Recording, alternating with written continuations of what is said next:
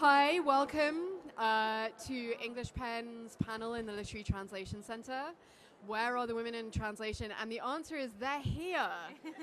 We're so happy to see all of you, and we may have to rename the panel, Where are the men involved with women in translation? And thank you to those of you who are here as well. And hopefully you'll be able to carry out the message and the discussion further, because you're all obviously involved in making the change that we want to see.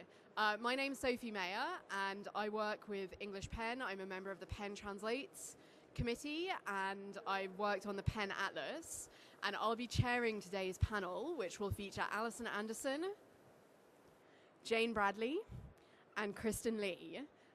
Some of you have traveled a really long way to share their thoughts and experiences with you. So I'm going to speak very quickly and get out of the way so that we can hear from them. Can everyone hear me? Us? Great. In a sense, I want to say that I came to this question in a very naive way. I did some of my graduate work on Canadian women's writing of the 70s and 80s, which emerged from a bilingual community where women were translating each other between French and English, and that was part of what created an amazing feminist writing community. And I suppose I naively thought that this would be something happening everywhere and being facilitated by publishers and magazines, seeing the strength and diversity this provided.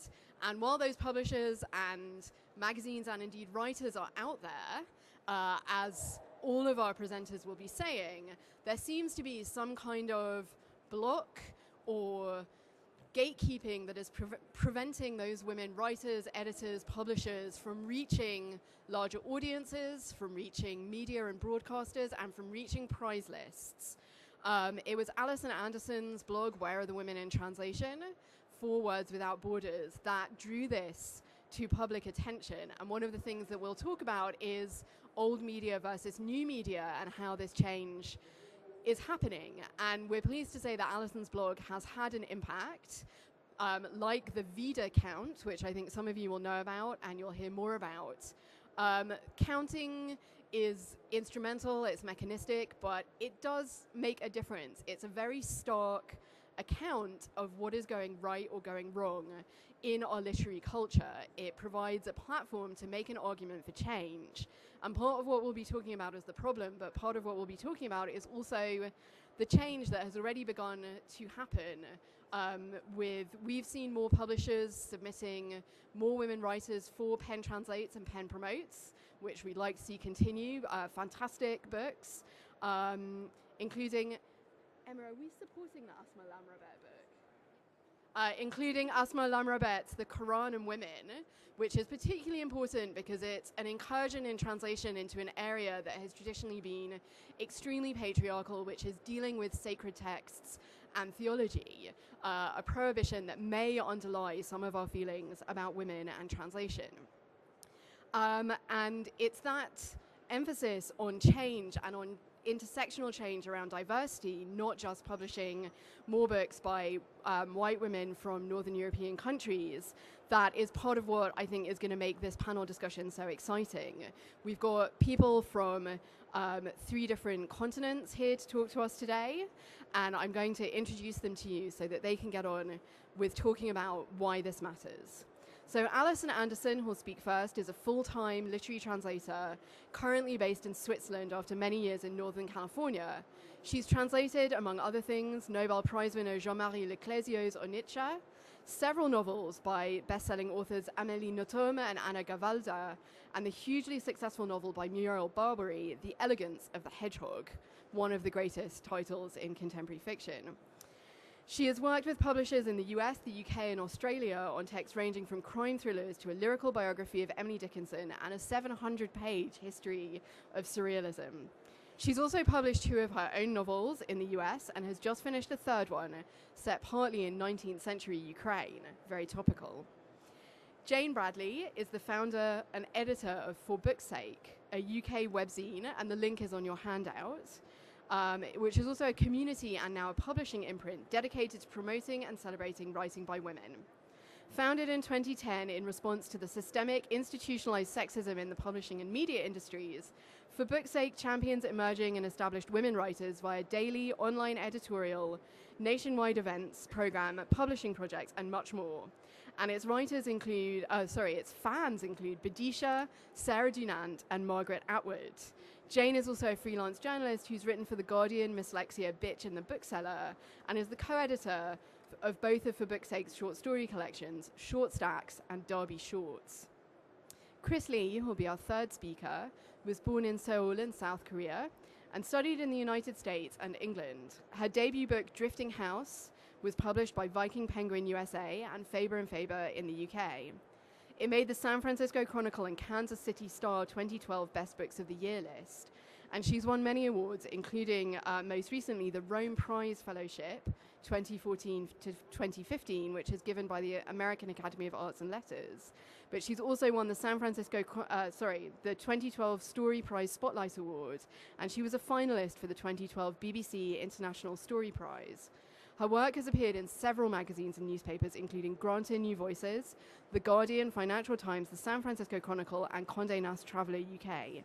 She's a professor of creative writing at Yonsei University's Underwood International College. And I'm going to ask Alison to start us off. Can you hear me? Yes. Right. Well, first, I just like to mention why I came to write this blog last year. It was actually here at the London Book Fair because I saw that there was a panel on the Independent Foreign Fiction Prize, which will be held again this afternoon.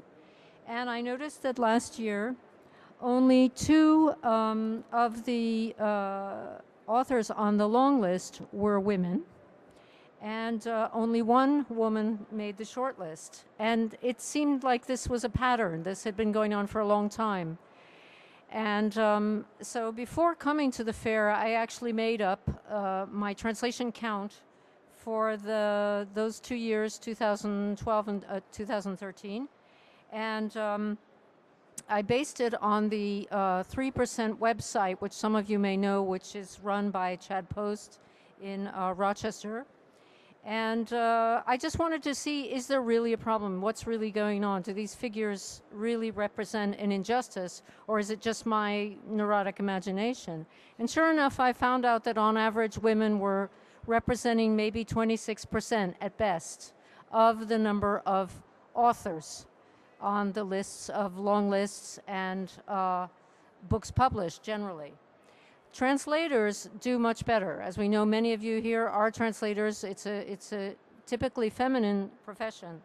So I was less worried about the translators. I'm really talking mainly here about authors, French authors, German authors, Spanish authors. Anyway, fortunately last year at this session for the Independent Foreign Fiction Prize, Turkish author Elif Shafak was present, and she brought up the issue of why aren't there more women on these long lists and short lists? Because someone had asked her, what would you like to see more of on the long list? And she said, more women. And so everybody said, yeah, that would be nice. And then nothing happened, you know. And so I had this count that I had made. It's not scientific. It's very much sort of random what I had the time to do. And I spoke about it with Samantha Schnee from Words Without Borders, and she said, can you write a blog about it? And so in the meantime, I had the opportunity to interview or to talk with Dasha Drndic, who was the one woman on the shortlist for the Independent Foreign Fiction Prize. And I said, well, how do you feel about being the only woman, a Croatian author, on this shortlist? And she said, I'm going to the ceremony. I'm going to wear a bow tie and a tuxedo. And I was really praying that Dasha would win, but she didn't. And I would like to point out that no woman has ever won the Independent Foreign Fiction Prize. No woman author. 9 women translators have shared the prize with their male authors, but no women have won. Anyway, so why is this happening? I'm trying to understand what are the reasons behind this discrepancy, this disparity between men and women on the prize long lists and simply in the books that are published. And I think, well, the main reason is probably just institutionalized sexism, attitudinal attitudinal disparities and people's attitudes, patriarchal society, people just don't think about it. It's just so set in your ways. You go to school, the only woman author you ever study is either Charlotte Bronte or Jane Austen, right? Let alone someone like Marguerite Duras or another a foreign writer. So I think people just don't realize that the women are out there, and we have to go and find them. And unfortunately, I hate to say this, and I think that part of the problem too is the women who are on the juries and on the editorial committees of publishing houses. They, there's a lot of parity on that level. You often have 50-50 on a jury, or in a lot of publishing houses are run by women. But at some point they come up against what I call the Hillary Clinton syndrome. Oh, I'm not going to vote for her just because she's a woman. So I think there's some of this going on. A.S. Byatt, she actually disapproves of the Women's Prize for Fiction. She thinks we don't need it. Of course we need it.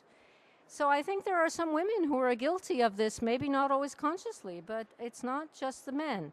But talking about the men, a lot of the men on editorial boards and on the juries, they are used to doing things the way they've always done them, and they don't necessarily think to go out and look for women.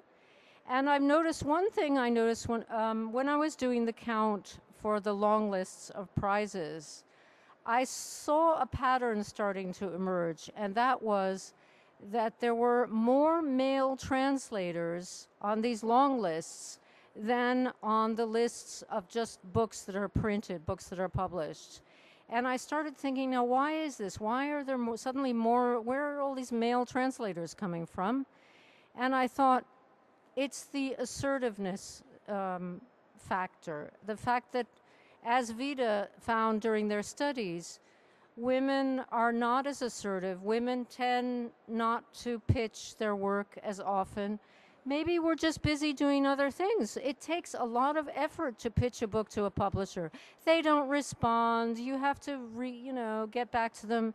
They have their little coteries of people they already know, and you really have to break in. And if you're trying to raise a family and do other things, and often if you're a translator, you have a day job, you don't have time to pitch novels. And so men typically pitch books by men. So women are not getting the same amount of books pushed up to the agents or the publishers.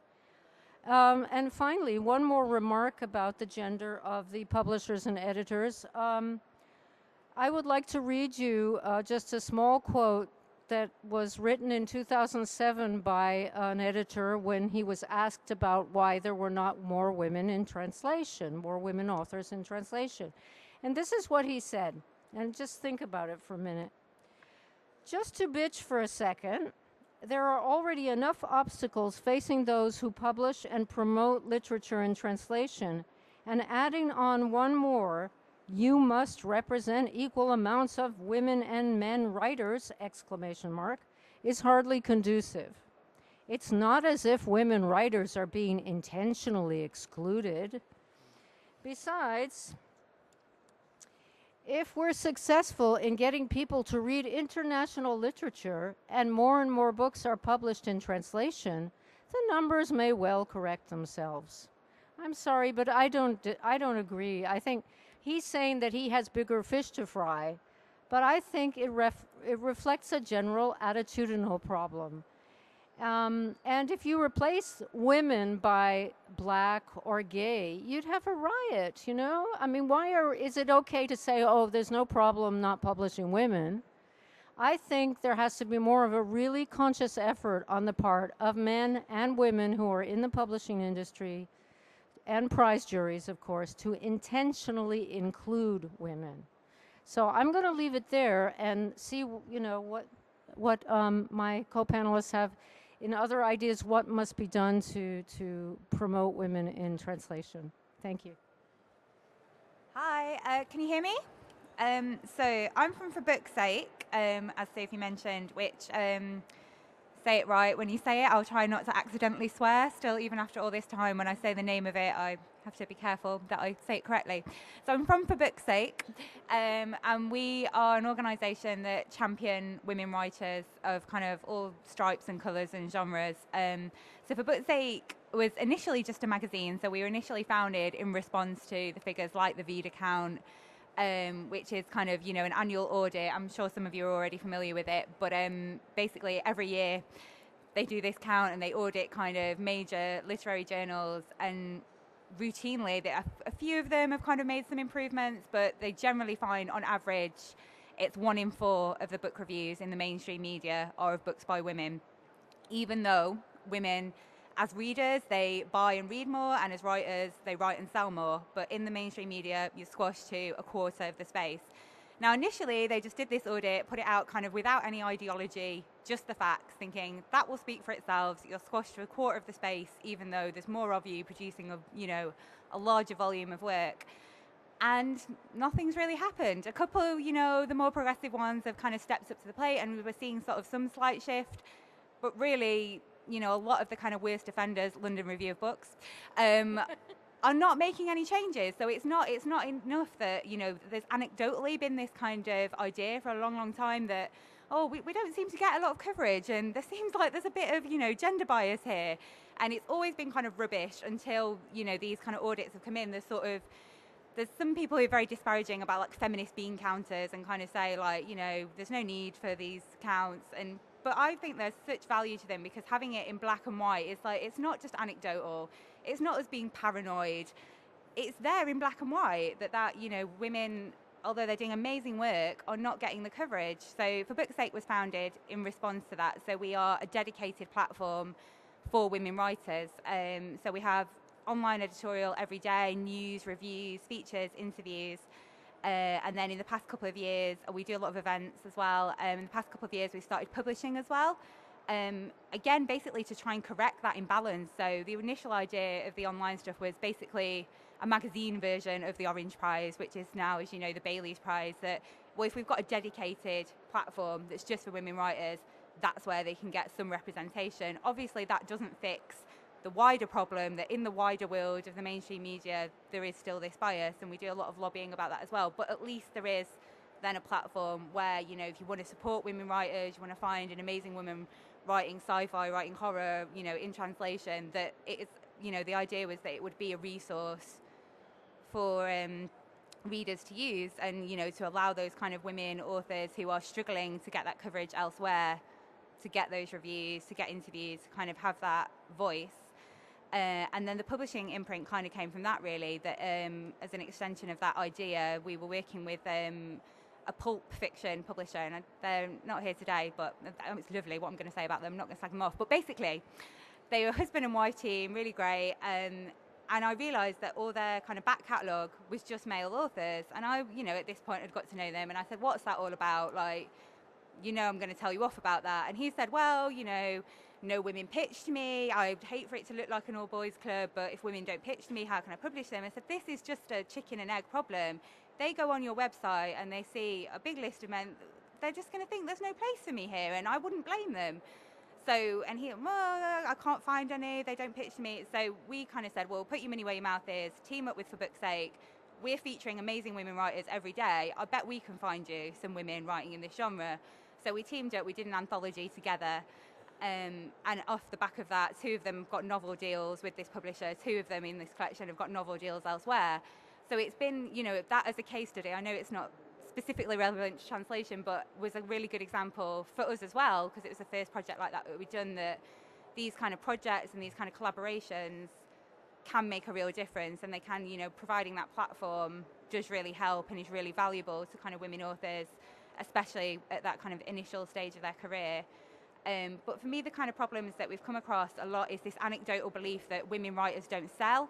I don't think that's true for a second, but I mean, I spoke to some of the women in translation that we work with, and it's on your handout here that I've just included a little cross-section of them, but it was the time and time again that basically these women authors and women translators were coming across this perception from editors that, well, women don't sell, so we don't want to do it. Mantel. Huh? Tell Hilary Mantel. Yeah, exactly. You know, and women, they are starting to do better in the prizes. We were just chatting about this, that systemically, well, in some prizes anyway, International Fiction Prize, but in some prizes, you know, there is starting to be some positive change compared to this sort of historic legacy, I would say, of, you know, it's shifted a little bit recently with Hilary Mantel and Ella Catton, but for a long time, men were, you know, twice as likely to win the Booker, the Neustadt International Prize, which is on here somewhere. Only 4 women have ever won it. You know, Alice Munro won the Nobel Prize for Literature last year. Great author, much deserved, but that prize has been running since 1901, and she's only the 13th woman to ever win it.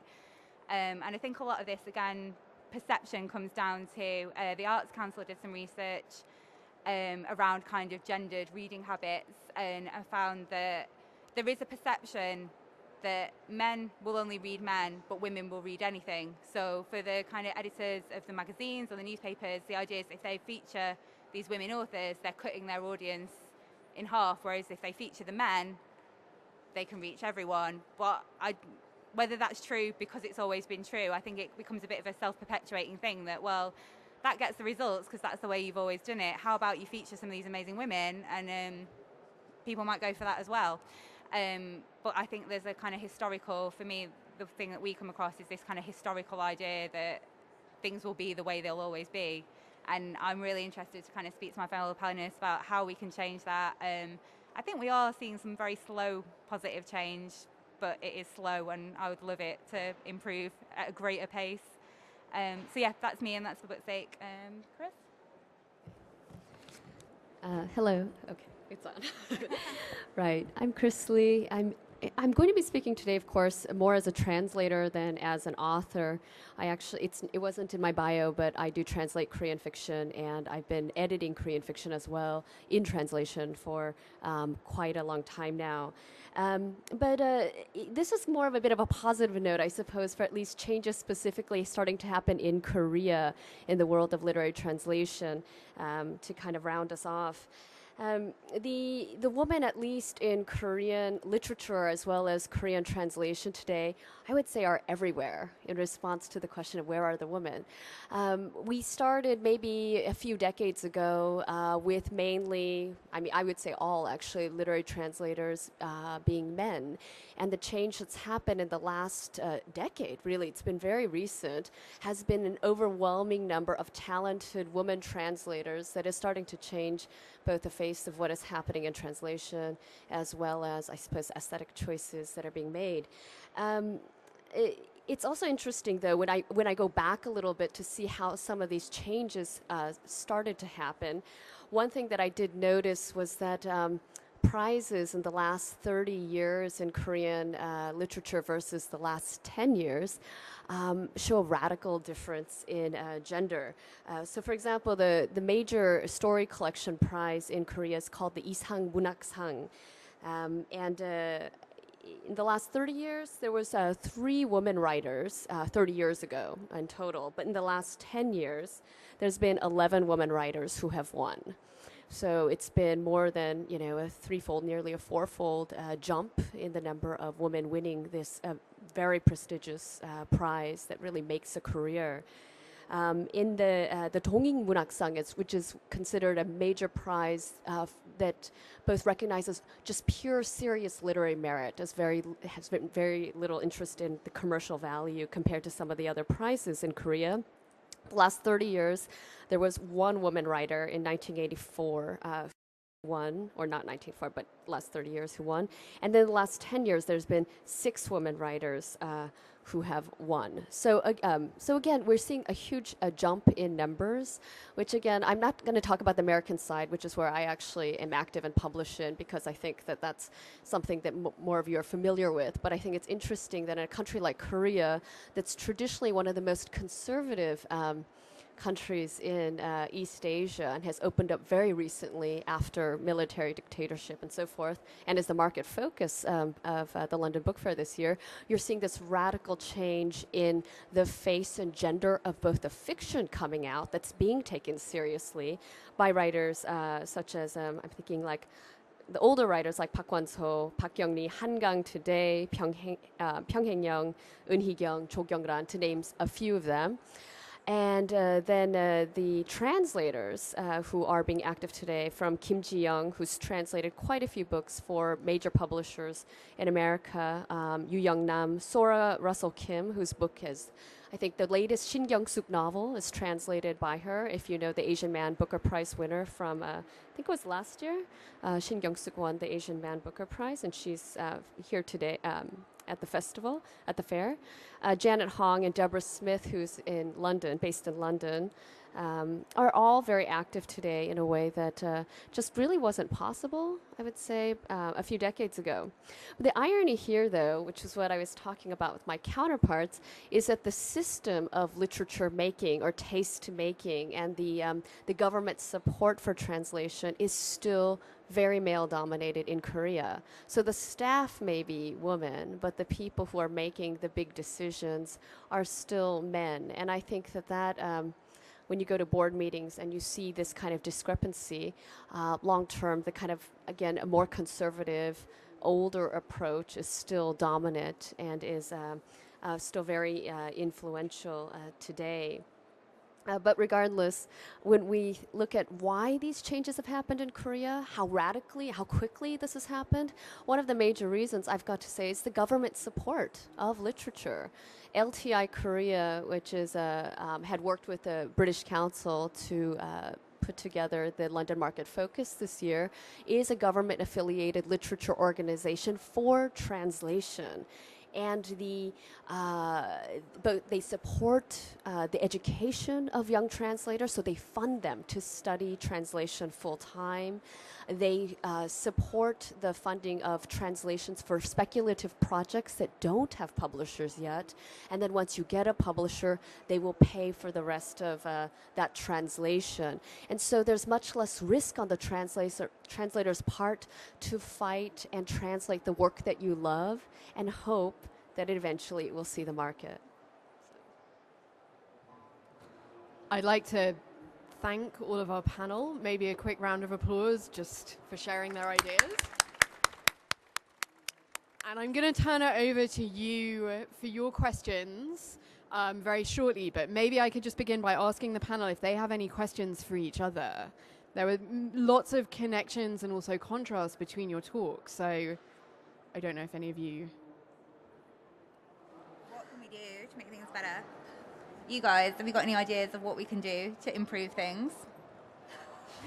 I think that's my question as well. I started compiling a list of what we could do, different tactics used in different political situations of oppression. So we could boycott the London Review of Books.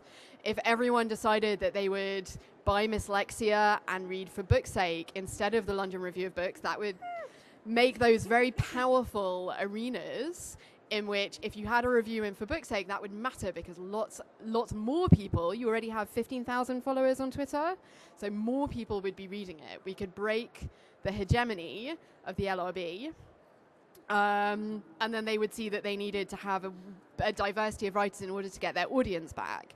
We could have diversity audits for prizes and funding awards that would mirror what Chris is saying about state funding. So if your publisher didn't have a good diversity audit, you wouldn't be able to enter for Arts Council funding, which is something that applies to arts organizations in this country. It's harder in a commercial market to see how that would work. But yeah, I think, let's make a manifesto. Let's come up with some ideas as well as questions. So should we turn it over to the floor? I do have one suggestion, and it's something that I started thinking about belatedly because I started reviewing books for newspapers in the UK and the US, a little bit here and there, but they were books that I didn't necessarily get to choose because publishers contacted me and would say, would you like to review this book? And this year, because I'm trying to finish my novel, I've kind of held back on reviewing, but I think one of the things that, especially like, for example, the New York Times stats for book reviews by both women reviewers as well as women writers is incredibly low. And I think one of the ways that if I went back to reviewing books, and for all of us here who do review books, is to maybe make a conscious effort to find those books by women and to pitch those books to review, rather than wait for those newspapers to send the books to us, because I've noticed they're almost always books by men. And I have nothing against, I've read some very incredible books as a result, but it's another way, again, of empowering and giving voices to great books that may not have been discovered by these book editors. Yeah, absolutely. I would say for anyone who is a journalist or anything like that, that, you know, changing the status quo is hard. It is hard work. Like, I don't think any of us are under any illusions about that. And maintaining the status quo is relatively easy in comparison. And most people, I'm not going to say lazy, because there's lots of very, very hardworking people in publishing and the media. They are hardworking and they don't want to create more work for themselves, so they'll keep things as they are. So if you can demand diversity in whatever way, in whatever role you have, you know, whether that's pitching, you know, like you say, books by women, if you're a writer, demand diversity from the media that you consume, you know, whether that's alternative media like For Book's Sake. You know, this year we've made a real conscious effort, because although we were exclusively featuring women and providing that platform for women, we realized that, you know, our diversity in other ways was not where it should be. And, you know, we're making a real effort now to make sure that we're representing women of color, trans women, disabled women, queer women, all that kind of thing. Because, you know, those women, you're already squashed to a quarter of the space in the mainstream media. And if you're at the margins of those spaces, chances are you're getting pushed out and you're not getting any coverage. And that is a real tragedy when there's so many amazing writers doing amazing work. So, you know, demand diversity from your media, whether that is just you send them a snotty tweet saying, yeah, nice one, no women again. Because they do read that. They do have to respond to that. They have to report on that internally. You know, I've worked in those places. I've had to feed that back up the chain. You can make a difference, definitely. And in your reading, you know, vote with your feet, support the women writers, support women translators, and, you know, get it up the chain as high as you can. I think that's where the real change is going to happen. But we have to see buy-in at a mass level further down the chain to affect those decisions further up, for me, I think. But I'm really, really keen to hear what other people have got to say on it as well. I think, too, that you've got to, you know, ask on a, sort of on a grassroots level, ask your friends at your book groups, when's the last time you read a book by a woman from another country that was a translation? And people just sort of scratch their head. They just can't think of names. They can't remember the last time sometimes that they even read a book by a woman from the UK or from the States. So you've just got to raise awareness among everybody, among everyone in society, that, you know, we're holding up half the sky, but we're not reading half of it. So, do we have a raving mic? We have a raving mic. So if you have questions, there's one over just to challenge Emma the maximum and get the microphone flowing around. Hi, I'm a bookseller, and I also often find that just in terms of creating merchandising, and displays, that there is a lot of restriction in the designs of books that are by women. And so simply trying to choose books that are going to make interesting displays, and I'm very consciously trying to put at least 50% women in my displays, I have trouble sometimes with the design. They're often more frivolous or less interesting.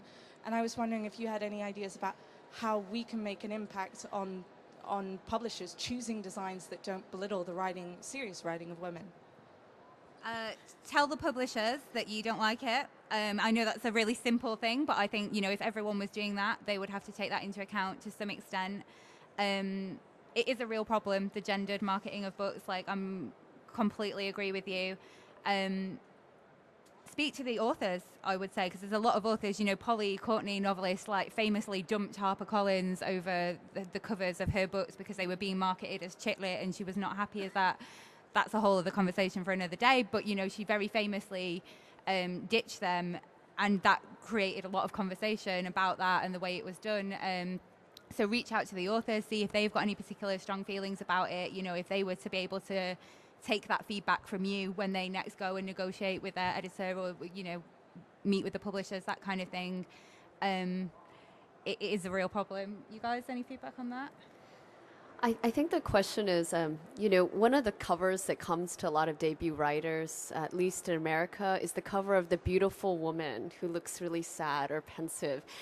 And I actually, we fought my first cover with my agent, and my editor is very open and was willing to talk and change things. So we were able to move away from this, half-naked woman cover that they were trying to land me with at first. But I asked why this happened, and they just said these covers sell. But I think as a bookseller, you probably have a much better idea of what is actually really selling based on the visual effect on that display. And so if you're seeing something very different, I think, if you let the publishers know kind of what is actually going on, maybe it is a different market than 10 years ago or 15 years ago, and it's just catching up to that. Yeah. I think there's an opportunity for intervention at that level, and the Let Books Be Books campaign, which some of you will have heard about in children's publishing, has been very successful, and a number of publishers have agreed to address gendered marketing and gendered covers. But I think you can also be proactive about it, whether with the author or in collaboration with your customers, the readers that you know. Create a new cover. Print it on an A4 page and cover the book with it, or work with For Book's Sake to create, in the way that there's a suggestion to bag men's magazines so that the naked woman cover is not what's selling them. Create a For Book's Sake plastic cover which goes on that says, this is a fantastic book by a woman in translation. Read it because it's fantastic, not because there's a naked... I mean, obviously that's a stupid cover, but something with better marketing in collaboration with what your customers are saying, what they want to read, what they want to pick up, and what they want it to look like when they're on the tube. So intervene directly, take a picture of it, send it to the publisher and say, this is what's selling books in my bookshop, and you it change. And it will be fun. So I think fun is a big part of this as well. And I can see there's a huge audience that is gathered here because people are engaged. There was a report that came out in IndieWire, the American film magazine, recently that said films that pass the Bechdel test, that is, that have two women characters who have a conversation with each other for longer than 30 seconds that is about something other than men, astonishing how many films fail that. They make more money. They have higher audience numbers, and that's what we see with books by women in translation as well. So that's the reason that this number crunching matters, is because as a translator, you can then go into a meeting with a publisher and say, actually, I've done the math. If you publish this book by a brilliant young woman writer from Korea, it's going to sell really well. And you can't tell me it won't sell. And if you put a stupid naked woman cover on it, you're going to have a Twitter campaign by For Book's Sake telling you not to. So there's a joined up thinking about organizing grassroots communities as well that I think is really important. And I think translators, would you say, are really invested in this, Alison? Translators are keen to collaborate on making this happen. Oh, absolutely. I mean, I've had some wonderful books. I've been lucky to translate a majority of books by women, and some of them are absolutely wonderful. They come out and they vanish. Why? Because there's just, as you say, there's just no reviews. And mine even had very nice covers with no naked women or bits of, sort of decapitated women or from the... there was one was just some seagulls, another one was some cacti in the desert, but even that didn't help, So, and the publishers, they just did nothing. And I wrote to them, I said, "Are you going to do anything?" "Oh, well, there was one review in the Irish Times, but it didn't sell." So what are we going to do? It's just, but we have to keep at them, and the readers too have to demand, more books like this. Oh, great. More questions. Fantastic. Maybe we'll go to the back first and then to the side here. I think one of the problems is that in every country there's that lack of media coverage for books by women, so that publishers here don't notice books by women. And I think that's where all the translators here can be very active, because we're the people who can pitch books that haven't won prizes or haven't got 50 reviews, that we've actually discovered that we love personally, and that we can bring that personal touch to the publishers and say, I loved it, all my friends loved it. And I know it's not a question, that's the end of what I had to say. So a rousing call to the translators in the audience to pitch books by women. Thank you. Hi. We've talked about contemporary fiction here, and I translate contemporary fiction by a wonderful woman author. But I'm also thinking about the historical setting, that quite often the problem is that we have, I work with Latin American fiction. You could be forgiven for thinking that no woman in Latin America ever wrote a book before Isabel Allende. You know, it's there.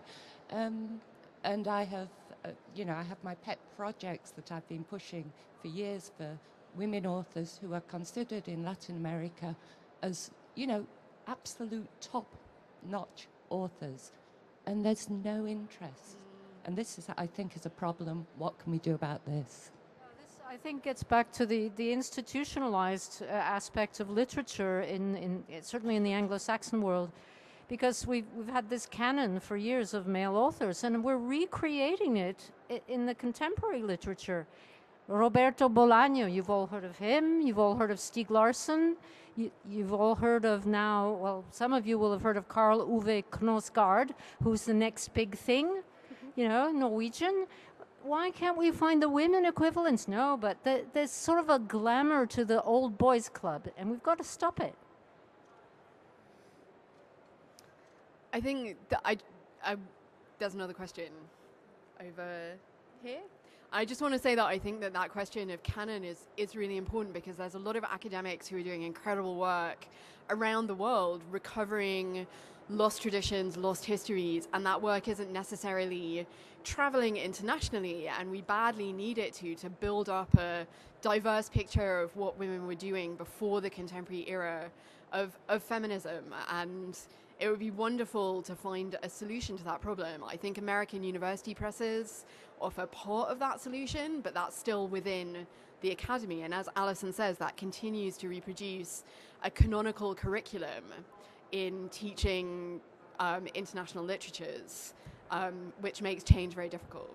So, excellent point, thank you. Hi. Hi. Well, my question is sort of related to the book cover question, the image of the woman writer. A.S. Byatt was mentioned earlier, and it got me thinking, is a woman writer using her initials, or a woman translator using her initials and being sort of gender neutral, is that a help or a hindrance?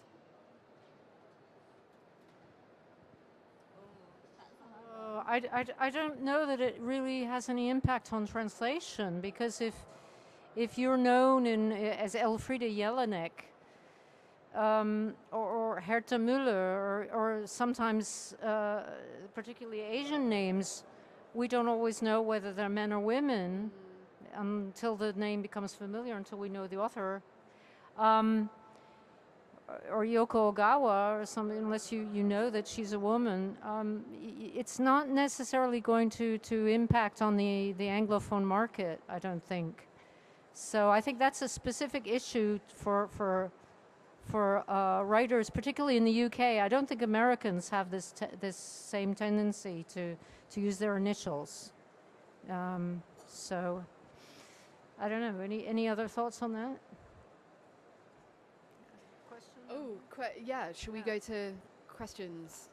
And do you share thoughts about names and initials if you have them as well? I don't really know if it's a question or so much as a comment. Is that better? Yeah, that's okay. Perfect.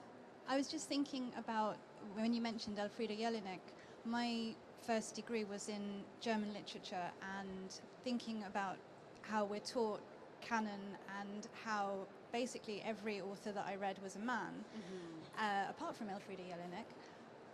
It's interesting how that's still going on in universities. I had the good fortune to actually end up studying a brilliant contemporary German poet, because one of my tutors was her translator, but she's not taught in any other university in the UK. And I think this means, well, what it seems to mean to me is that it's basically right down there at the root. Even when you're learning about literature in translation or reading it in original, you're not being shown that there are female authors out there who are amazing. You're not having them showcased to you, and you're probably going to continue the trend of then not reading those authors later on, especially if you then go on to become one of the academics who's teaching the syllabus. So yeah, don't know whether that's a comment or a question or if anything.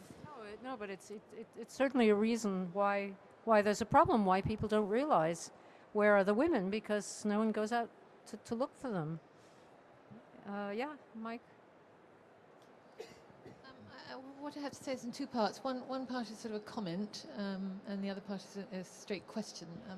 The comment part is to do with education, and I can see that, I mean, those of us who remember the sort of 70s feminism, you know, when we had consciousness-raising groups, and we were, you know, it was a very different atmosphere in those days.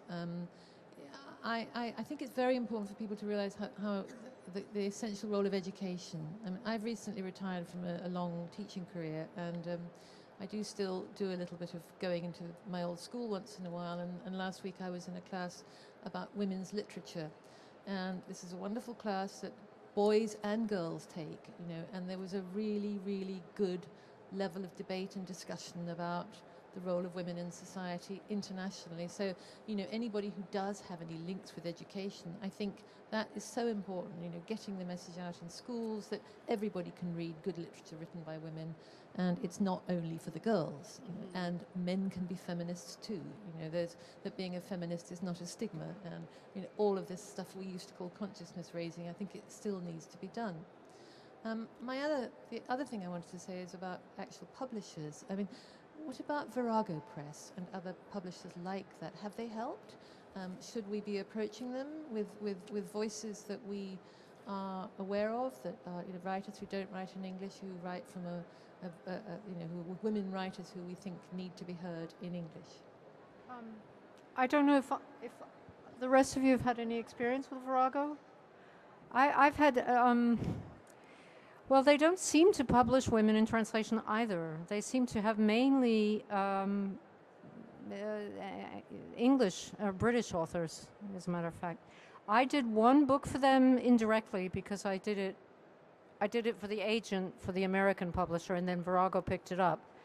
And it was it was nonfiction. It was a memoir by Ingrid Betancourt, who was a prisoner in Colombia.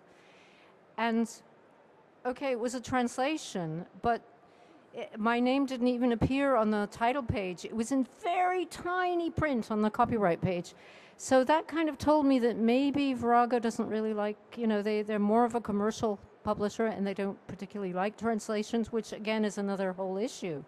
I mean, I could see the point of the gentleman editor who I quoted, that it is so hard to get just any translated book to get attention in the Anglo-Saxon world, as even a memoir. But you know, the publishers are just it's just irresponsible the way they don't want to publish translations. This question of getting attention for translated books, I have to say that applies for books in general today in our very noisy world. I know more than a few UK, British writers, novelists, whose first books came out and they didn't get a single book review. So it's actually, I think, really across the board. And so the challenge is, if there's a book that you love, you really have to fight for that book. That's really what it is. And celebrate the ones who do it well. So the publishers who do a good job, like, show them some love, because that's what's going to affect the decision-making process next time there's one on the table. If they've had the sales there, if they've had great feedback, whether that's you write a blog about it, you tell your friends, you have it as your book club book, and that, like, you know, gives them some more sales. Obviously on a small scale, but if everyone was doing that, that would make a difference, you know, like the Serpent's Tail imprint of Profile got great reputation, Virginie Despentes, like, and other great women as well. Like, let's celebrate the ones who are doing a good job, and then the pressure will be on the other ones to keep up, you know. You've got to put it in kind of monetary terms.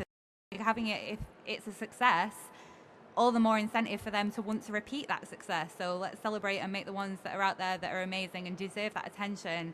We need to, if the wider world is not going to do that cheerleading for us, we need to be doing that cheerleading. So, that's featuring them, that's buying 10 copies of that book that you love and giving it, everyone gets it for Christmas that year. Like, it can be as simple as that, but let's get the numbers up, because then more incentive for the publishers, the editors, the editors at the newspapers. If it's everywhere and it's doing well, all the more incentive for them in future. Hopefully that will go some way towards changing that trend. And you can start doing that today. Alison has very usefully provided some statistics about UK publishers publishing in translation, and you can see what their gender statistics are, and you can go and congratulate Pyrini and other press and celebrate their fantastic achievement and they're wonderful writers. And I think we're allowed to say it, that one of Pyrini's books is on the Independent Foreign Fiction Prize list, Birgitte Vandermeer's The Muscle Feast. So congratulations to them, Vandermeer, Van der Beek. I'm probably getting her name wrong, but anyway, go and find it out. And publishers who you think you've enjoyed their books and they're doing a brilliant job of translation in general, we want to support them as well, because translation is an embattled and beleaguered form of publishing. But maybe go and tell them about the successes that other presses have experienced publishing women in translation, to encourage them. Dangle a carrot before them, whether it's the carrot of your purchasing power or the carrot of your selling power as a bookseller. Rather than making these statistics a rod to beat people's back, we can make them a positive encouragement towards the success that other publishers have enjoyed with a diversity of women writers. And I think that's part of it as well, is the kind of enthusiasm and passion that Jane is talking about, and the expertise that Alison and Chris are talking about, should be attractive to publishers. And the question is, why aren't they? I think that's the root question that is so, I don't think we're going to resolve it with the next 5 minutes, unless there are any publishers here who have the answer to that question. Why expertise, passion and enthusiasm are kind of, as Alison says, institutionalized sexism. As Chris says, state funding can change this because of it creating diversity audits and representationality. But does that actually produce cultural change? Why are there so few men? And it's great to see a number of men here, but why are there so few men at this panel? I'm not asking a man to answer that question. You don't have to be a native informant, but that's something we might ask ourselves. Is there still this feeling that men's experience is universal and women's experience is niche, in the same way that white experience is universal and the experience of people of color is niche? And can we pull together to change that? I think Alison's phrase was to read half the sky, which is beautiful from a Chinese proverb. So we still have a bit of time for questions or statements. The Penn Literary Translation Center manifesto on women in translation. Oh, great, there's one over here. Hello, sorry. Do you think that the difference in promotion, I don't know if you can hear me. Okay, yeah. Thank you. It's also due to merchandise and all those products, merchandise and all those products that may tie to the books. Because I was recently struck by the decision by Disney Channel, I think, to cancel one of their cartoon series, because apparently it had acquired a growing female audience, which was good, what one would think, but their merchandise, the action figures, target boys. And since they wanted boys to buy the toys and girls play with, I suppose, everything else but action figures, that's their opinion at least, they ended up canceling the TV series because it's not that they didn't have audience, but it wasn't the right one. So is anything like that happening in books? And if so, as you said before, maybe we have internalized society constructs and sexism, because we haven't really done much up until now, have we?